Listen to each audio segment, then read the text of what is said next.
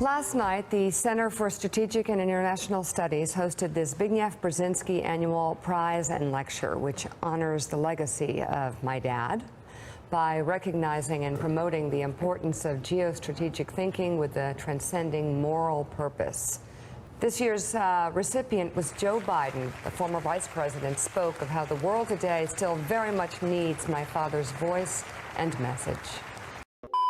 Joe Biden and his administration contains a lot of followers of Zbigniew Brzezinski. Zbigniew Brzezinski was the strategist of the late Cold War. He served as national security advisor in the Carter administration. And what they are very good at doing is turning things around, presenting the United States as if it's not the aggressor and making other countries look like they are the aggressor. And that creates a situation where a lot of people on the left, they sympathize with people who are victimized. We sympathize with workers on the job who are victimized by their employers. We sympathize with the countries around the world that the USA victimizes with its drones and its tanks and its bombs. And so reinventing the message where somehow Ukraine is the victim and Russia is the aggressor, it is a weird psychological operation. And this is what Jimmy Carter did with the Soviet Union and Afghanistan. And we now know they called it the Afghan trap. They created a situation where the Soviet leaders felt they had to intervene in Afghanistan, and then they cranked up the propaganda. Those Afghans are being attacked by the evil Soviet Union.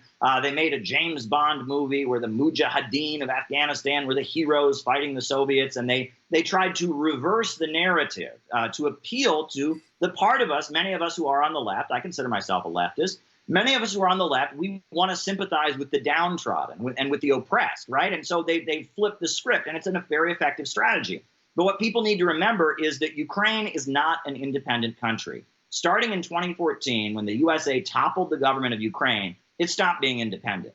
It became a colony of the United States, and the United States is there. The EU countries are there. There's a whole network of advisors, and Zelensky doesn't really run Ukraine. He came into office promising that he would bring the country back together. He would de-escalate conflict.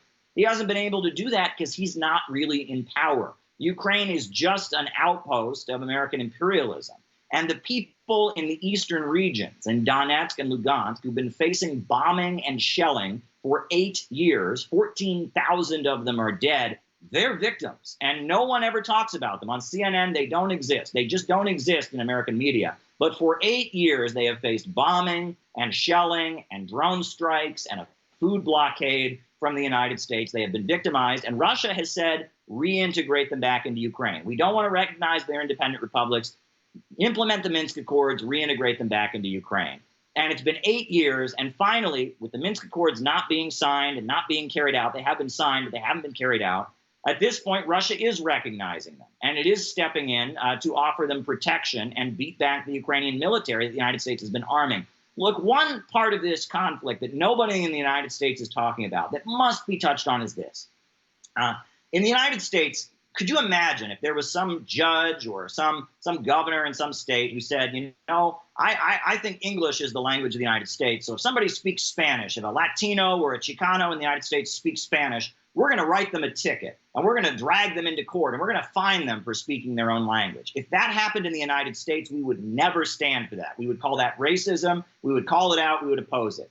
That's what the Ukrainian government has been doing to Russian-speaking peoples within their own borders for the past 8 years, dragging them to court, punishing them for speaking their own language. And they have declared independence. They have broken away. And Russia has said, no, we'd like Ukraine to just recognize you, give you autonomy, reintegrate you back into Ukrainian society. We have a treaty, the Minsk Accords, that says that that's what's supposed to happen, but the Ukrainian government hasn't done it. Instead, it's been bombing and shelling these people. It's subjected them to a food blockade. It's locked people in prison for their social media posts. It's shut down TV channels. And finally, after 8 years, Russia says, okay, we have to move in and protect these people. You can't keep killing Russian-speaking people on our border. We're going to move in and protect them. Russia is not the aggressor here. The United States toppled the Ukrainian government. The United States has poured all kinds of lethal weapons into Ukraine, and that's what people need to understand. But it's by flipping the script and following that Zbigniew Brzezinski, Jimmy Carter strategy,